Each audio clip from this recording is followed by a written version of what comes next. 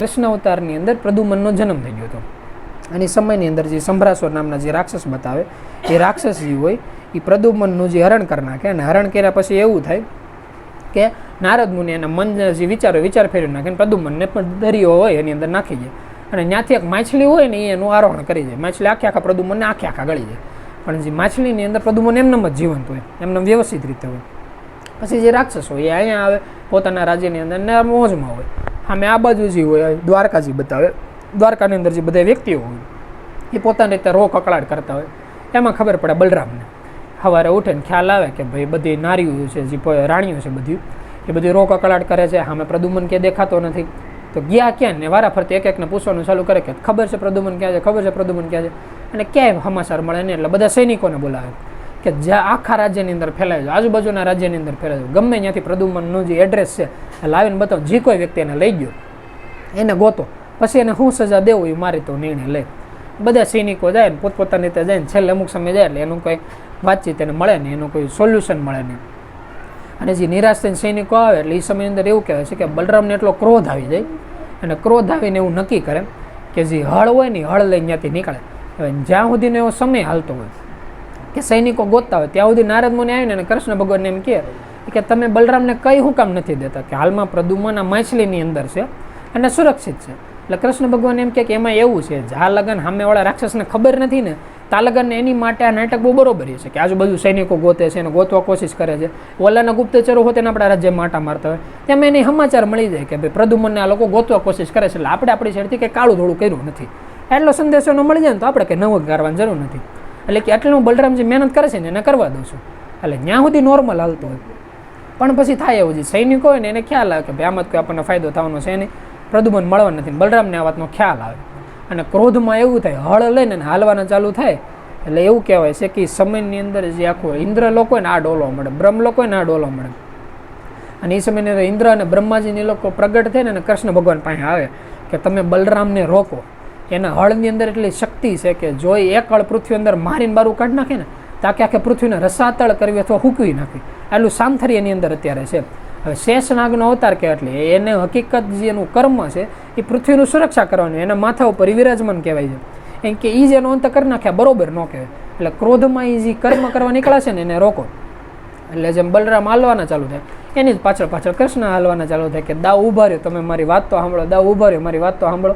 અને બલરામ એકની બે ન સાંભળે અને એક જગ્યાએ આજે ને જે હળ હોય ને જમીનની અંદર નાખી જાય અને હળ નાખીને ખેંચવાનું ચાલુ કરે ને તો કૃષ્ણ ભગવાન એમ કે આઈને સ્થિર થઈ જાય, આથી વધારે અકર્મ કરવાની જરૂર નથી.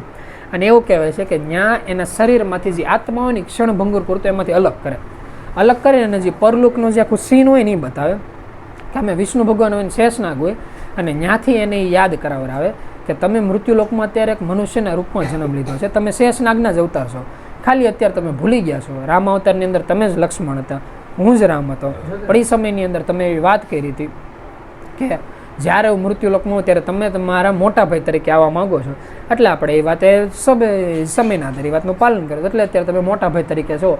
બાકી તમે પ્રદ્યુમનની ચિંતા કરોમાં, પ્રદ્યુમન અત્યારે જે જગ્યાએ છે અહીંયા સુરક્ષિત છે અને જ્યારે એનો સમય થાય ત્યારે પાછો આપણા રાજ્યની અંદર વી આવશે.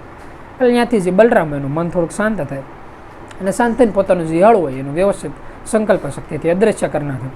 પછીથી એવું થાય કે જે સંભરાસુર હોય એ તો પોતાના રાજ્યની અંદર વ્યવસ્થિત રીતે રહેતો હોય ત્યાં થાય એવું એની આજુબાજુ જે રાજ્યની અંદર જે નદી થતી હોય ત્યાં નદીમાંના જે માછીમારો હોય એ પોતાની રીતે શિકાર કરતા હોય. શિકાર કરતાં એને જે ઓલી માછલી હોય ને માછલી મળે ને જોવે તો બહુ મોટી વિશાળકાય માછલી હોય.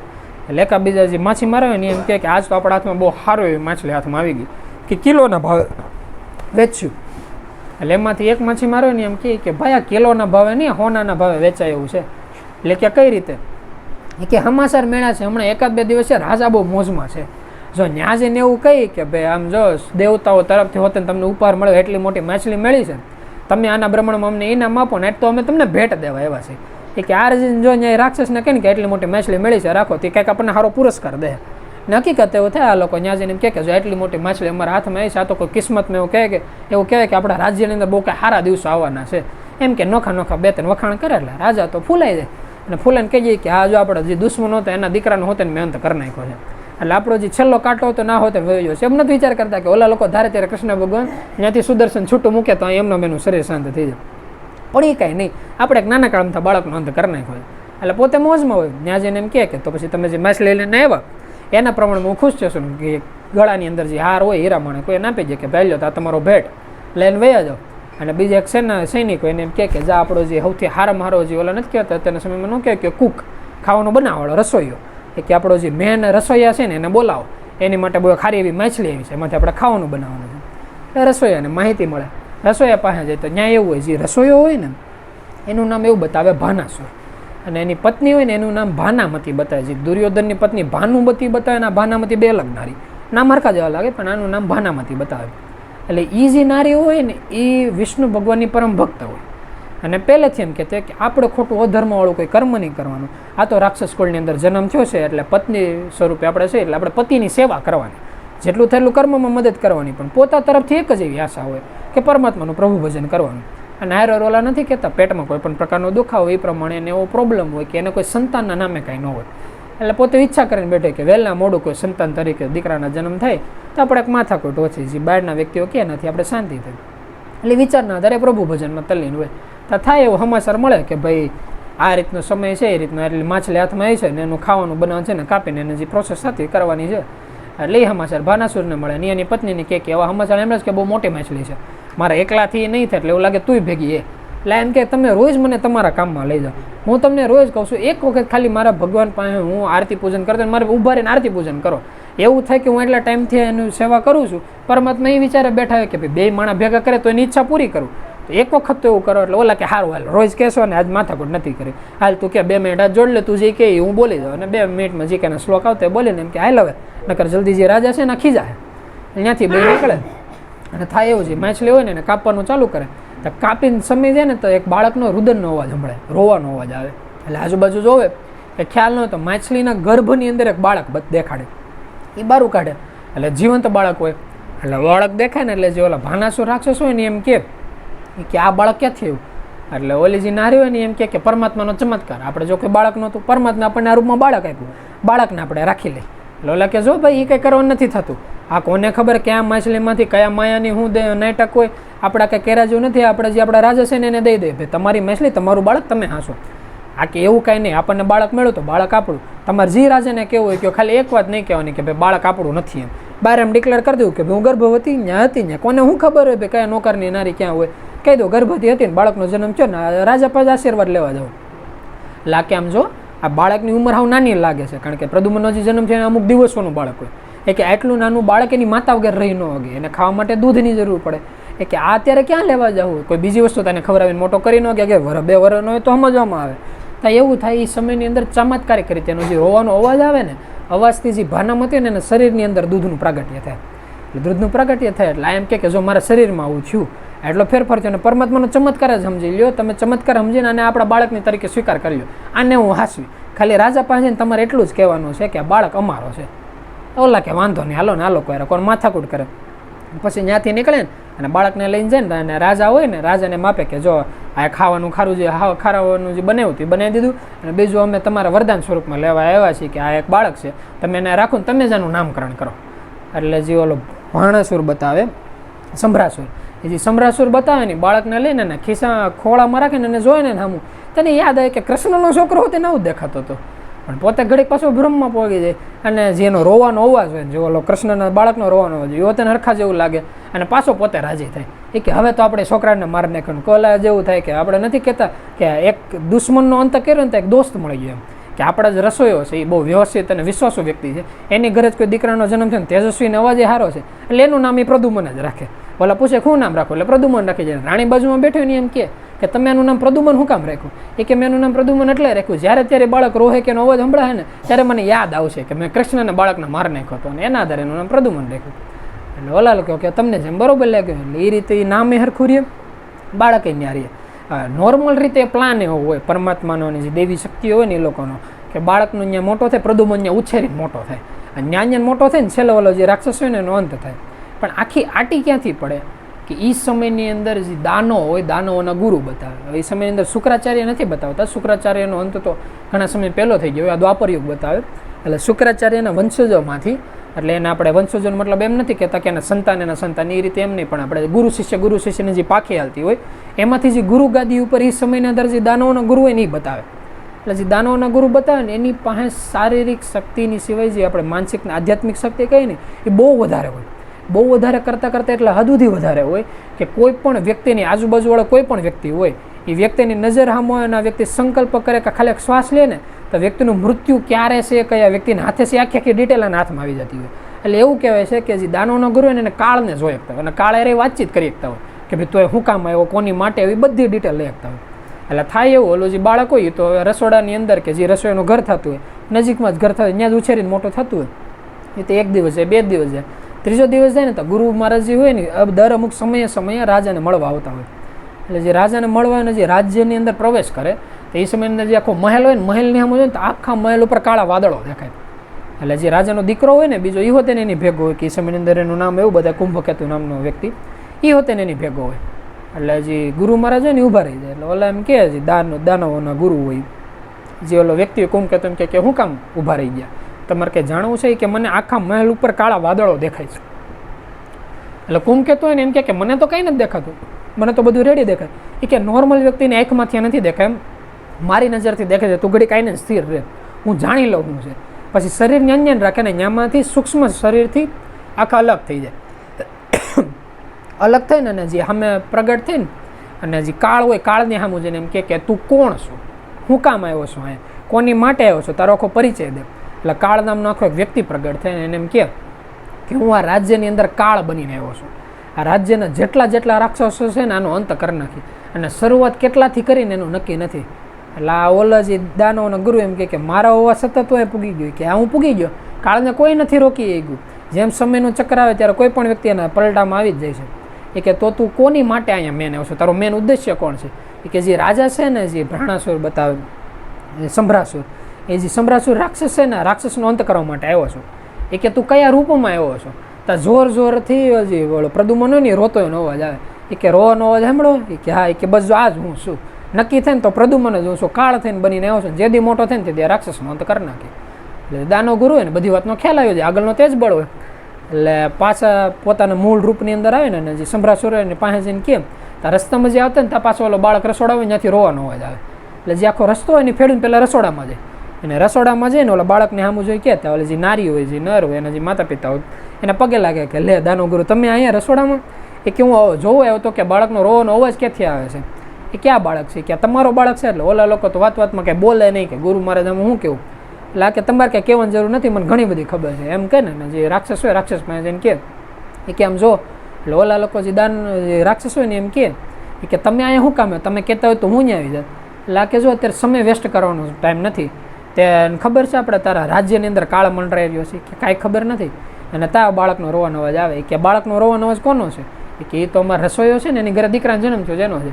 એ કે દીકરો નથી, તારો કાળ બનીને આવ્યો છે. હું તને અત્યારે ચોખ્ખા શબ્દમાં શુદ્ધ ગુજરાતીમાં કહું છું, તું ગમે એટલી શક્તિ હોય ને એટલી શક્તિ લગાડ લે, બાકી હજી છોકરાને છે ને છોકરાને માની જોઈ જીવતો રહ્યો ને મોટો થયો તો તારો તો અંત કરશે, તારી ભેગો કેટલાયનો અંત કરશે ને એમાં નક્કી નહીં થાય. એટલે ઓલા કે હાવ એવું ન હોય પણ તો હતું તમે કહો છો એટલે વાત ઉપર વિચાર કરી ત્યાંથી નીકળવાનું ચાલુ થાય તો પાછો ઓલા બાળકનો અવાજ આવે ભેગો એની ભેગો જે કાળ હોય ને એ હોતે હાસ્ય કરતો ને અવાજ આવે એટલે પાછું સૂક્ષ્મ શરીર નોખું કરે. અને ઓલા કાળને એમ કે જો હું કહીને આવ્યો છું એ વ્યક્તિ એવો છે, મેં એક વખત મોઢામાંથી બોલી દઉં ને મારો રસ્તો ઓળંગે એમ નથી, મારા શબ્દોનું ઉલ્લંઘન કરે એમ નથી.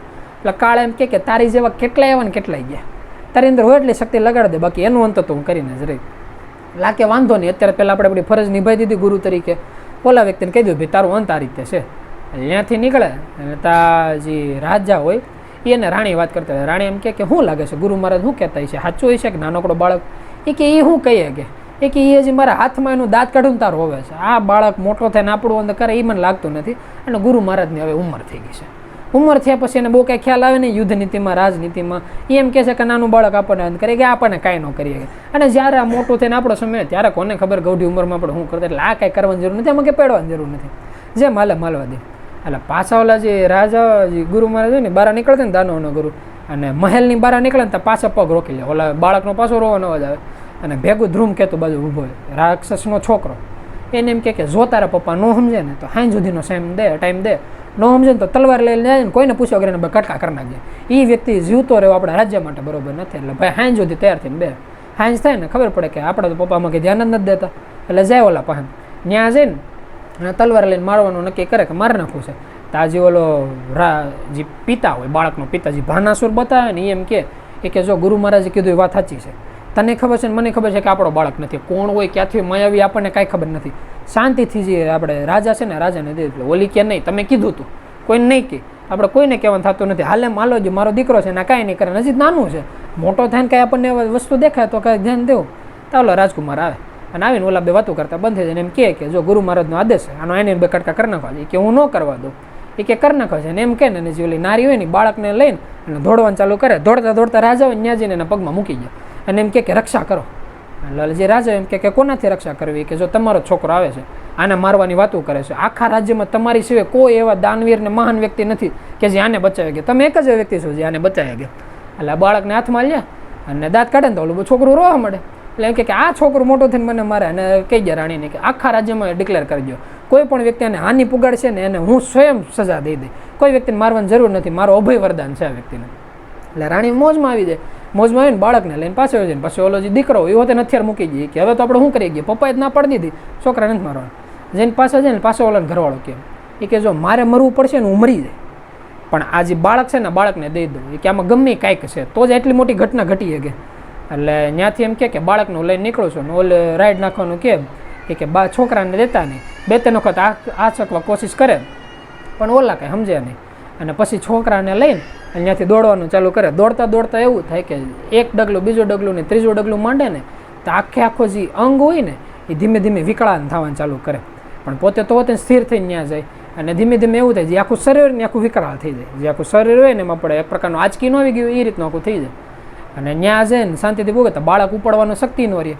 એટલે જો નારી હોય ને આખું શરીર હોય એ લઈ જાય કે જો મને ખબર છે તમે પરમાત્માને વિરુદ્ધ ને આખું શરીર આવું થઈ ગયું, એટલે હવે તમે સમજી જાઓ. ઓલો વ્યક્તિ પાછું નક્કી કરે કે હું ભલે મારી શરીરમાં એટલી શક્તિ નથી કે હું બાળકને તેડી શકું, તારી પાસે આંચકીને લઈ જવું, પણ હું બોલી તો અગી ત્યાં જઈને રાજાને જઈને કીધું કે મારો દીકરો નથી, એટલે વહેલું બધું ઓલા લોકો સમજી જાય.